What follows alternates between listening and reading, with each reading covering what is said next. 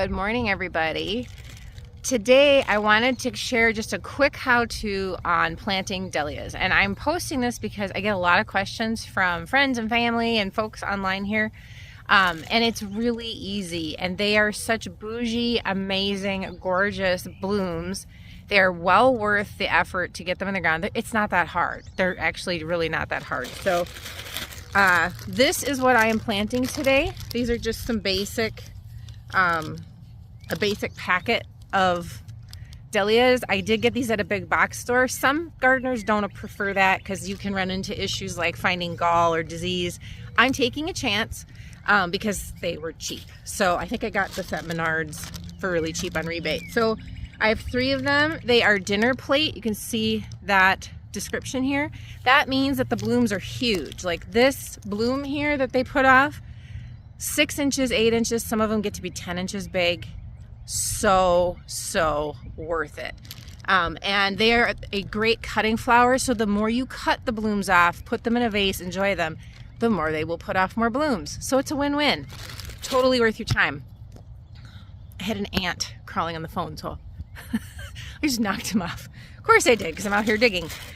So it's a really simple process. I'm just going to show you the steps. I'm out here in the fenced-in cutting garden. Honestly, I haven't had issues with dahlias getting eaten by deer or pests, but I just like the idea of having them in this enclosure because I have the space here. And I'm also using the plastic. You can dig holes and plant these wherever you want. You could put them in your landscape beds. You could put them in your flower garden. Wherever. I'm just choosing to put them in this garden. And in fact, that's Emma this morning. She's playing with her ball. And little Arlo, good morning, Arlo. Say hello, everybody. Hello. They're out here playing with me, getting full of mud, having a ball. Aren't you guys? Are you helping me plant dahlias? Yeah. What I will probably also do, because they're just so gorgeous and so beautiful to behold, and they add such aesthetic beauty to the landscape, I'm probably going to get a few more and add them to my landscape beds near the house as well. So just multi-purpose, lots of different places you can put them. So in these holes, I have dug about 5 to 6 inches deep. We got to throw the ball again. There we go, baby. And I made it fairly wide, so maybe, I don't know, about 6 to 7 inches wide to give them plenty of space. And what they look like, if you've never seen a dahlia tuber, they are just a grouping like this. They almost look dead because they're kind of shabby looking. They're not real exciting looking. And sometimes they will have sprouts that have already started here. So this one looks like it's just slightly green because it probably hasn't been exposed to light very much. This is a great sign. It means that the dahlia is alive. It is ready to rock and roll. Not all tubers look like that. Not all of them have the sprouts, and that's okay too. Usually they have a little bit of weight to them. Literally in the hole that I've dug, just place it in there. Very simple.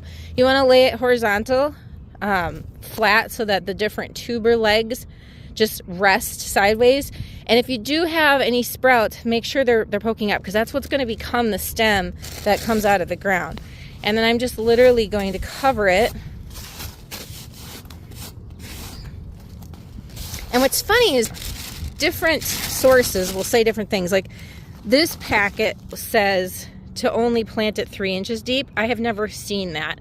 In my experience, you want to plant dahlias about 6 inches deep. So, you know, grain of salt with that. Sometimes they're not always right. So you kind of just do trial and error. I'm going off of my own experience here. Emma Alice, so intense with the ball. She's just living life. So excited. Yes, are you so excited? That ball is the best thing ever. You are the Energizer Bunny. Just never stops. Okay, here we go. There we go again.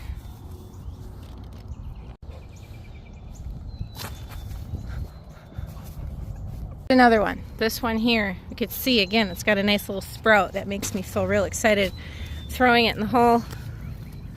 Just covering it up. Look at this. Would you look at the sprouts on these?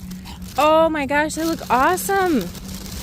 This is a bonus. This is just terrific. So this is such a lovely grouping of tubers. It's a really nice set because you can see there's a lot going on there. And then look at how vigorous that is. So that's actually going to stick up out of the ground.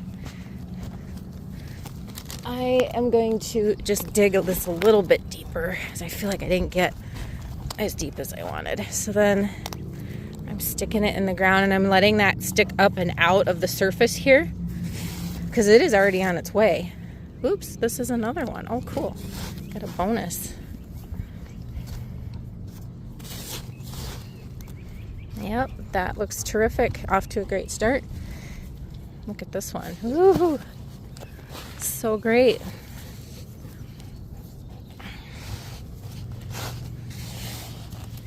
So we're just gonna let that sprout just stick out a little tiny bit. Okay, I'm with you, girl.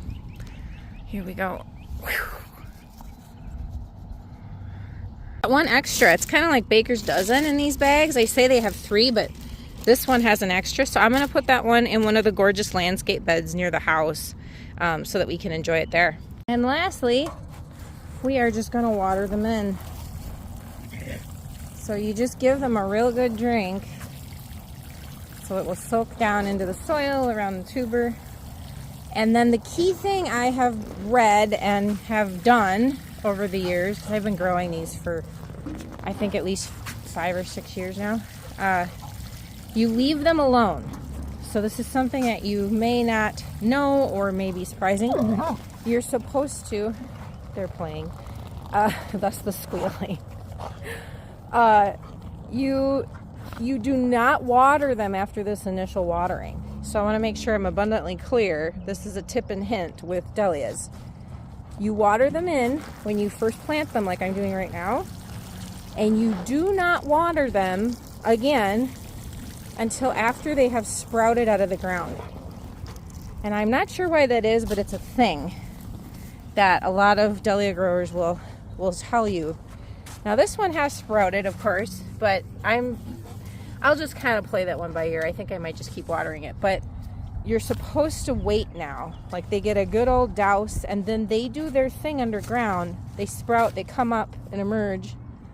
And then once they've emerged, like this one, then you go ahead and water them. Once they're out of the ground and they're growing, they will keep growing and growing. These dinner plate ones can get 5-6 feet tall, sometimes really tall.